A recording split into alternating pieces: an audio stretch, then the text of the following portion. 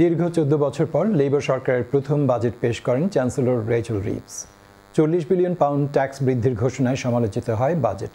Rachel ব্যবসায়ীদের উদ্দেশ্যে বলেছেন তিনি আর নতুন করে ঋণ বা ট্যাক্স বাড়ানোর পক্ষে নন, যদিও বাজেটে ঘোষিত ব্যবসার উপর ট্যাক্স বৃদ্ধি বহাল থাকবে। সোমবার confederation of British industry CBI সম্মেলনে তিনি এমন মন্তব্য করেন। তিনি আরও বলেন, বাজেটের ট্যাক্স বৃদ্ধিতে ব্যবসায়ীদের প্রতিক্রিয়ার কারণেই নতুন করে আর ট্যাক্স বাড়ানোর চিন্তা করছে না লেবার সরকার। এ সময় তিনি কনজারভেটিভ সরকারের রেখে যাওয়া 22 বিলিয়ন পাউন্ড ব্যয়ের প্রতিশ্রুতির পেছনে কোনো অর্থায়নের ভিত্তি ছিল না বলেও মন্তব্য করেন।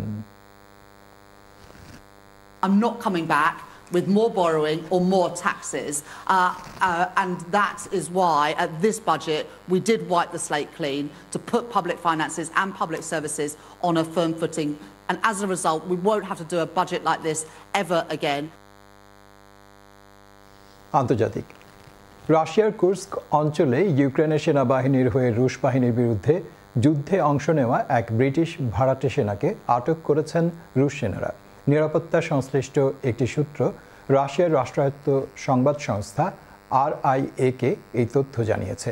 রোববার RIA-তে প্রকাশিত এক প্রতিবেদনে ওই সূত্র বলেছে, ব্রিটেনের এক ভাড়াটে সেনাকে আটক করা হয়েছে। তিনি তার নাম জেমস স্কট রিস অ্যান্ডারসন বলে জানিয়েছেন। তার কাছ থেকে তথ্য সংগ্রহ করা হচ্ছে। বার্তা পাঠানোর মাধ্যম টেলিগ্রামে রাশিয়াপন্থী একটি চ্যানেলে গতকাল পোস্ট করা এক ভিডিওতে দেখা গেছে সেনাবাহিনীর পোশাক পরা এক তরুণ হাঁটু গেড়ে বসে আছেন, পেছন থেকে তার হাত বাঁধা। তিনি জানান তার নাম জেমস স্কট রিস অ্যান্ডারসন এবং তিনি একসময় ব্রিটিশ সেনাবাহিনীতে কাজ করেছেন।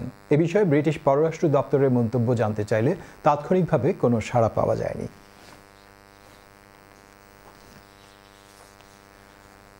দুর্যোগপূর্ণ আবহাওয়ার কবলে পড়ে ইজিপ্টের লোহিত সাগর উপকূলে পর্যটকবাহী একটি প্রমোদতরী ডুবে গেছে। এতে অন্তত 2 জন ব্রিটিশ সহ 16 জন পর্যটক নিখোঁজ রয়েছেন বলে জানা গেছে। সোমবার উপকূলীয় শহর মার্সা আলমের কাছে প্রমোদতরীটি ডুবে যায়। এক বিবৃতিতে এই তথ্য জানিয়েছে দেশটির রেড সি প্রদেশ কর্তৃপক্ষ।